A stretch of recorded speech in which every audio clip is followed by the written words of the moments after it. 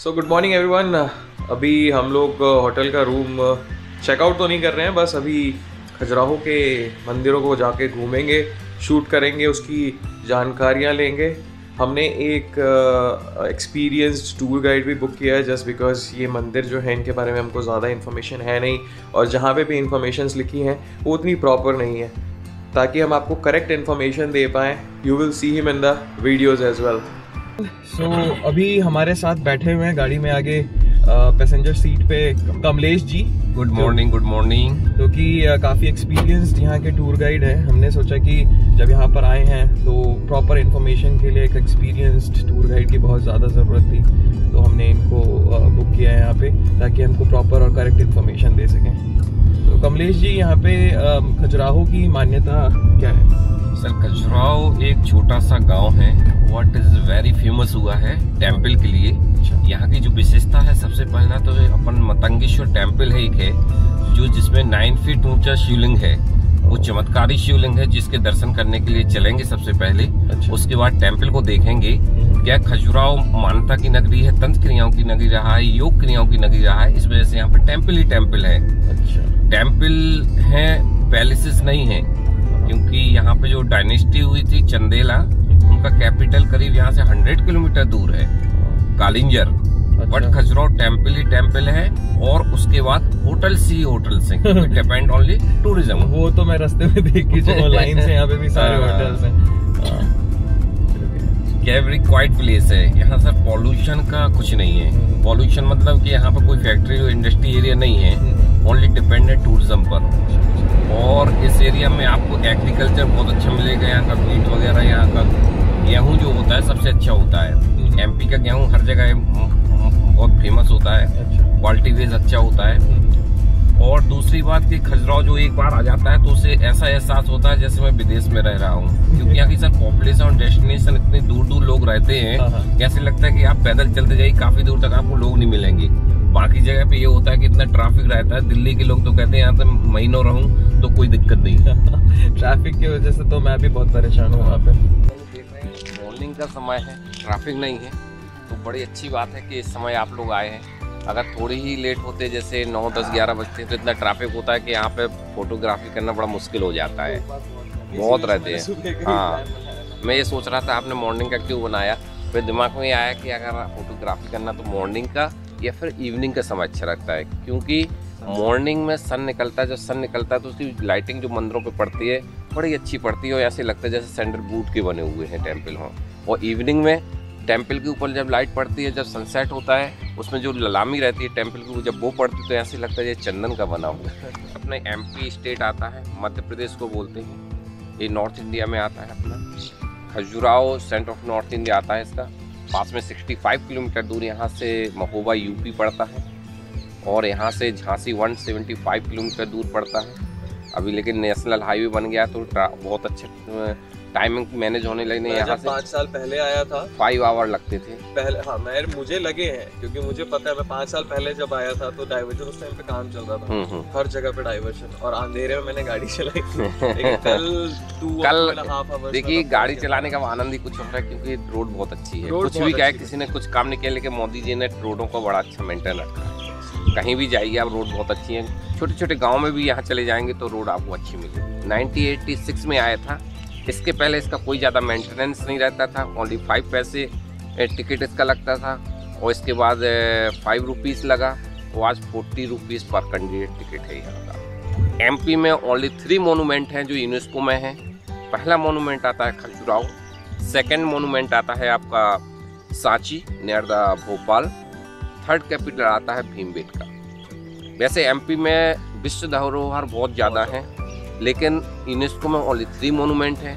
आपने अगर ओरछा देखा हो नियर द झांसी, ओरछा में नहीं जा पाया, बस टाइम का। बड़ा सुंदर प्लेस है, नेचर प्लेस है, उसका नेचर देखेंगे, उसकी नेचुरलिटी देखेंगे, बड़ा सुंदर है। चंदेले पे स्टार्ट करते हैं। चंदेलों का पीरियड 9 to 11 सेंचुरी का है, अबाउट 1000 ईयर ओल्ड है। चंदेलों का कैपिटल है कालिंजर। कालिंजर यहाँ से 100 किलोमीटर दूर पड़ता है। कालिंजर अभी भी पैलेसेस वगैरह हैं, अभी भी लोग देखने के लिए जाते हैं वहाँ पे। सेकंड कैपिटल आता है महोबा, यहाँ से 65 किलोमीटर दूर पड़ता है। खजुराहो थर्ड कैपिटल था, रिलीजियस प्लेस था, कल्चर सेंटर था। यहाँ पे लोगों की लोकल मान्यताओं के हिसाब से बताते हेमावती नाम की एक ब्राह्मण पुत्री थी, उससे जो पुत्र प्राप्त हुआ था उसकी शादी नहीं हुई थी, लेकिन उसके साथ मून ने एक नाइट में संभोग किया था। हिंदू मैथोलॉजी के हिसाब से मून भी एक गॉड होता है, उसके साथ संभोग किया था। संभोग करने के बाद वो रिटर्न वापस जाने लगे थे तो लेडीज उसको अभिशाप दे रही थी कि मैं अगर बच्चे को जन्म दूंगी तो समाज कैसे एक्सेप्ट करेगा। तो पलट के वो उसको वरदान दे के जाता है कि तुमसे जो पुत्र प्राप्त होगा एक नए वंश का उदय करेगा। तो उससे जो प्रथम पुत्र हुआ उसका नाम पड़ा चंद्रवर्मन। चंद्र मीन्स मून से प्रकट हुआ, और मून से प्रकट हुई उन्हीं से डायनेस्टी स्टार्ट होती है चंदेला। यहाँ के जो पहले किंग थे, फाउंडर जो माने जाते हैं, वो चंद्रवर्मन है। उनका निक नेम था ननुक। कहीं आपको ननुक भी मिलेगा, कहीं आपको चंद्रवर्मन मिलेगा। चंद्रवर्मन के बाद यशोवर्मन, धंगवर्मन, गंडवर्मन, राहिल, पाहिल, सृष्टि, विद्य, करीब 22 राजाओं ने मिलकर यहाँ पे टेम्पल का निर्माण कराया, जिसमें करीब 24 टेम्पल का निर्माण 85 टेम्पल का निर्माण कराया गया। 85 टेम्पल थे उस समय, लेकिन उसके बाद करीब ये टेम्पल 9 to 11 सेंचुरी में बने थे। उसके बाद करीब 400 ईयर ये टेम्पल कवर्ड होकर थे जंगलों में, क्योंकि यहाँ वो रहा नहीं करते थे। रहते थे कहाँ पे? कालिंजर में। कालिंजर में रहते, यहाँ खाली पूजा करने के लिए आते थे। उस तरह से जिस समय मुस्लिम साम्राज्य से वेरी पावरफुल हुआ और लगा के टेम्पल को तोड़ रहे हैं, तो उस समय उन्होंने यहाँ पे आना बंद कर दिया। उनको लगा कि अगर हम आते रहेंगे तो मुस्लिम को पता चल जाए, वो तोड़ देंगे। तो एक जनरेशन, 2 जनरेशन, 3 जनरेशन, कई जनरेशन यहाँ पे नहीं आए। इसके बाद उन लोगों को भी पता नहीं रहा कि यहाँ पे टेम्पल है। उसके बाद ये करीब 1838 में अंग्रेज ने इसको डिस्कवर किया था, जिसका नाम था T.S. Ward and Franklin. जो T.S. वार्ड था एक इंजीनियर था इंग्लिश में, उसके ज़्यादा सैनिक जो ज़्यादा पावरफुल था वो था फ्रैंकलिन। तो ये दोनों ने मिलकर वहाँ उनकी पूरी टीम आई, इसको देखा। उस समय इतनी अच्छी कंडीशन में नहीं थे, बाद में इसको रेनोवेटेड किया गया, जिसमें सबसे पहले पैसा लगाया गया कहाँ पर? पन्ना नरेश एंड छतरपुर नरेश। यहाँ पर रियासत हुआ करती थी। तो छतरपुर नरेश के राजा थे, पन्ना नरेश के जो राजा थे, उन्होंने पैसा दिया, फिर अंग्रेजों ने इसको मेंटेन किया, रिनोवेटेड कराया और 25 टेम्पल बचे हुए। खजुराहो को खोजने 1830 के बाद जिसको खोजा गया, उसके बाद टेम्पल को डिवाइड किया गया 3 ग्रुप में। ये डायरेक्शन के हिसाब से डिवाइड किया गया कि लोगों को सुविधा रहे। सेंट्रल ब्लेज से इसको लिया गया। इस साइड सनसेट होता है, इसलिए इसको वेस्टर्न ग्रुप के नाम से जाना जाता है। यही यहाँ का मेन ग्रुप है। इसी ग्रुप के अंदर सारे टेम्पल हैं। जो खजुराहो का सबसे फेमस टेम्पल आता है वो कंदारिया महादेव टेम्पल इसी ग्रुप के अंदर है, और लक्ष्मण टेम्पल इसी ग्रुप के अंदर है। सबसे लार्जेस्ट टेम्पल कंदारिया महादेव है, देखिए आप सामने दिख रहा है, वो देखिए सामने। ये टेम्पल वेरी फेमस है।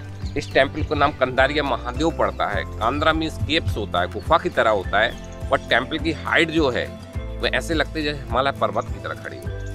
जिससे इसलिए इस टेम्पल का कंदारिया महादेव नाम पड़ता है। कांद्रा के अंदर कौन रहते हैं? शिव जी, और महादेव खुद है, तो कंदारिया महादेव। तो कांद्रा और महादेव मिला के कंदारिया महादेव टेम्पल हुआ।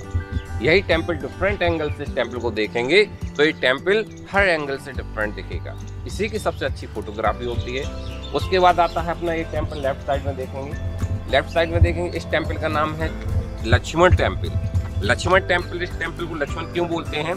क्योंकि इस जिस राजा ने बनवाया था उस राजा का नाम था लक्ष्मण वर्मन। यशोवर्मन उसका नाम था, यशोवर्मन का बनवाया हुआ है, बट उसका निक नेम था लक्ष्मण वर्मन, तो लक्ष्मण के नाम से फेमस हो गया। बट डेडिकेटेड विष्णु का टेम्पल है। ये विष्णु का टेम्पल है। विष्णु के फ्रंट में देखिए छोटा टेम्पल जो दिख रहा है, ये लक्ष्मी जी का है, क्योंकि विष्णु की वाइफ लक्ष्मी। उसके लेफ्ट साइड में जो टेम्पल देख रहे हैं वो टेम्पल है वराहा। Varaha means pig. ये 3rd number incarnation of Vishnu का है। विष्णु ने 9 इनकार्नेशन लिए थे। टेम्पल की खासियत यही है, इस कारण से फेमस है कि टेम्पल टोटल सैंडस्टोन के बने हुए हैं, बलुआ पत्थर के बने हुए हैं। ये टेम्पल बलुआ पत्थर के हैं, और खास बात है इसको मेल फीमेल करके इसको ज्वाइंट किया गया है। इसमें किसी प्रकार का सीमेंट नहीं लगा है, ये पूरे बैलेंस पे टिका हुआ है। लेकिन जो अंदर वराहा टेम्पल देख रहे हैं, वराहा टेम्पल के अंदर जो मूर्ति है वो जो 1 पीस स्टोन है, इज ए मोनोलिथिक पीस है, एक ही पत्थर का बना हुआ पीस है।